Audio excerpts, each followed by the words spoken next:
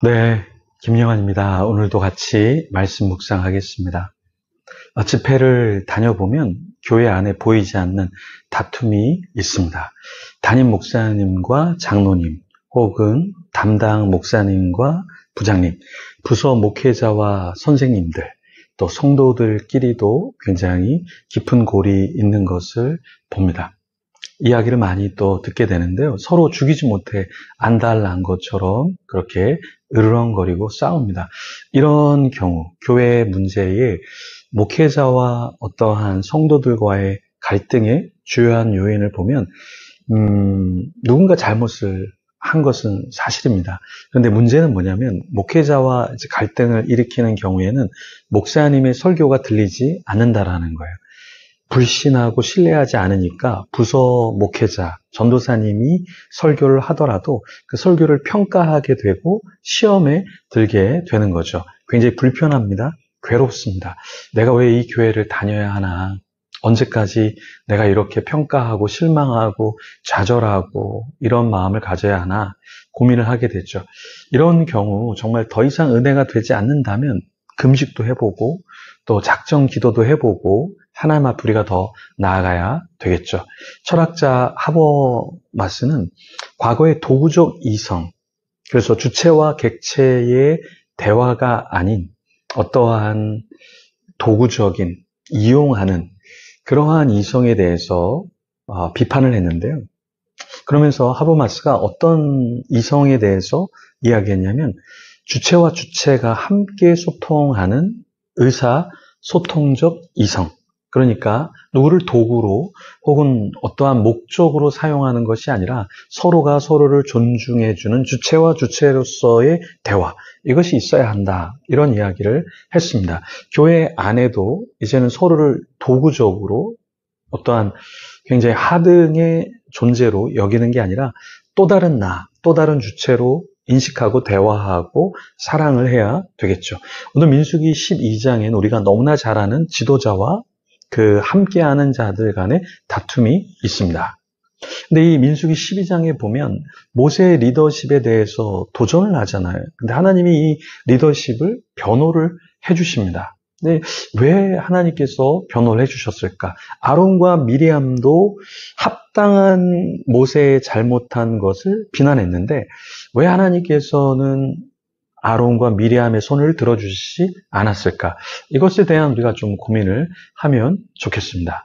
먼저 비난의 원인을 줬던 모세. 왜 모세가 비판을 받았을까요? 우리 한번 1절과 2절 말씀 같이 읽어보겠습니다. 모세가 굿수 여자를 취하였더니 그 굿수 여자를 취하였으므로 미리암과 아론이 모세를 비방하니라.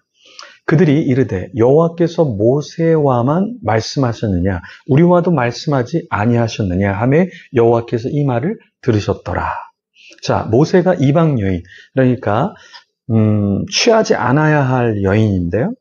그 여인을 취하면서 결혼을 했습니다. 이건 율법적으로도 맞지 않고 공동체의 규범에서도 어긋난 거예요. 그러니까 사실은 신랄하게 이 미리암과 아론이 비방하고 모세를 지도자의 자리에서 끌어내려야 했습니다. 충분한 명분이 있었죠. 그런데 하나님께서는 모세를 보호하셨어요. 왜 하나님께서는 모세를 보호하셨을까? 분명히 2절에서 아론과 미리암이 이야기한 것처럼 하나님이 모세와만 이야기하신 것이 아니었고 또 하나님이 그를 통해서만 말씀한 것이 아닌데 왜 모세는 괜찮고 모세를 욕하는 사람들에 대해서 하나님께서 불편해하셨을까?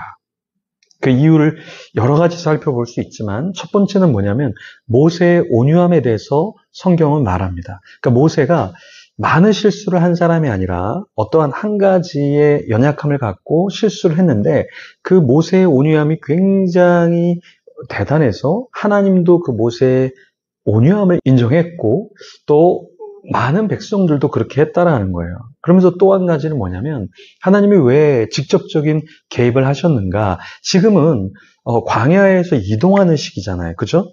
이러한 혼란의 시기, 격변의 시기에 모세와 같은 리더십을 배치할 만한 사람이 없었을 겁니다. 그러니까 하나님과의 관계도 좋고 사람들과의 관계도 좋은 이 모세를 하나님께서 일단은 홀딩하기로 하셨다라는 거예요. 하나님께서는 이제 다른 선지자들을 통해서도 꿈이나 환상 이런 것을 나타내시지만 하나님은 모세와 직접 얼굴을 맞대고 이야기하실 정도로 지금 모세를 하나님께서 사용하시고 친밀한 관계 속에서 더 이끌어가야 할 그런 지도자였다라는 것이죠. 그것이 이제 광야를 지나야 하는 이스라엘 백성들에게도 모세라는 인물은 필요했을 거고요. 그래서 하나님은 일단 지도자가 무너지면 공동체 전체가 무너질 수 있기 때문에 모세를 하나님이 탓하지 않은 것이 아니라 마지막에 모세가 약속의 땅 가나안에 들어가지 못하죠. 그러니까 모세는 모세 나름대로 나중에 또 자기의 감정을 컨트롤하지 못해서 그렇죠? 호렙산에서 바위를 치게 되고 하나님께서 그 사건으로 약속의 땅에 들어가지 못하게 하십니다.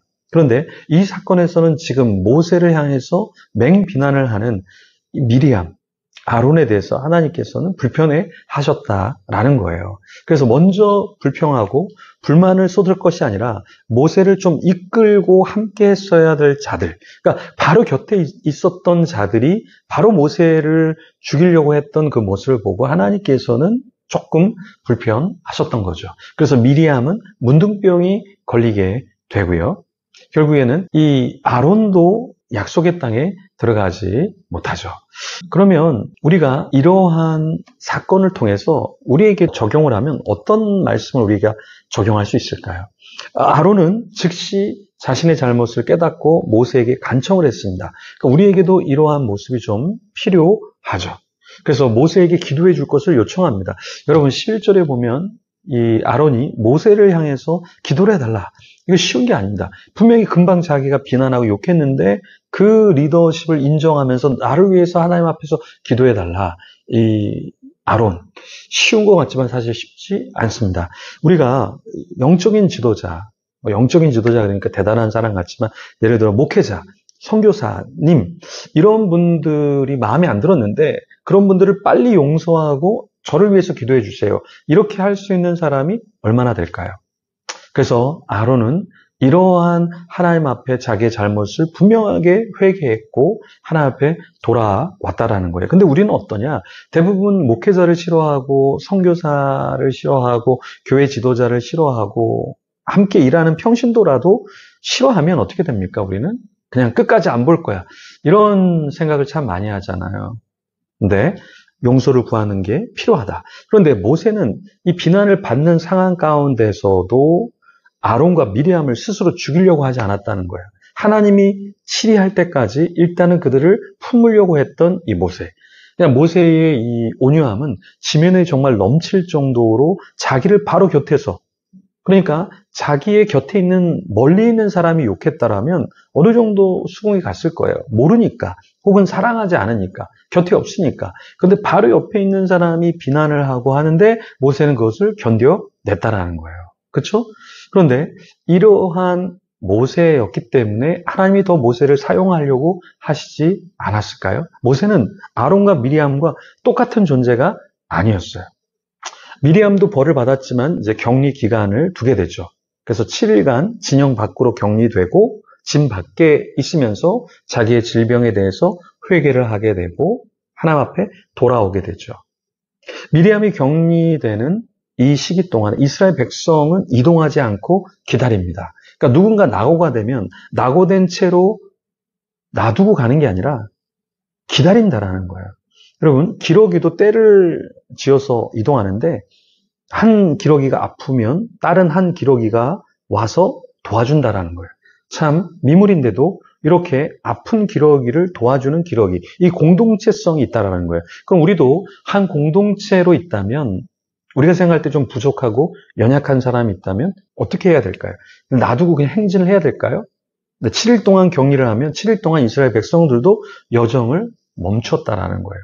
더 진행하지 않았다라는 겁니다. 그래서 우리도 우리 가정에 혹은 우리 공동체에 우리 사회에서 받아들일 수 없는 사람이 있다면 맹비난을 하기보다는 먼저 그 사람을 위해서 기도해주고 그 기도해 줬는데 권면했는데도 더 하지 않으면 반드시 하나님이 원하시는 뜻이 무엇인가를 권면해 줄 필요는 있죠. 근데 처음부터 비난하고 처음부터 죽여버리면 안 된다라는 것입니다. 하나님은 공의와 사랑이 같이 있는 분이죠. 그러니까 공의만이 아니라 사랑을 하면서 더 이상 사랑을 받지 않고 정말 하나님 앞에 큰 저주를 받을 것 같으면 그때 우리의 공의를 실현해야 되는데 우리는 먼저 공의부터 실현하려고 하는 특징이 있기 때문에 먼저 기도하고 또 바른 길로 인도해주고 그 가운데 지도하려고 해야 한다라는 것입니다. 그래서 오늘도 누군가를 지도하기보다 먼저 하나님이 나를 지도하시도록 하고 또 기도하는 마음으로 한 명 한 명을 품어나가면 좋겠습니다. 우리 같이 기도하며 하나님 앞에 나아가겠습니다.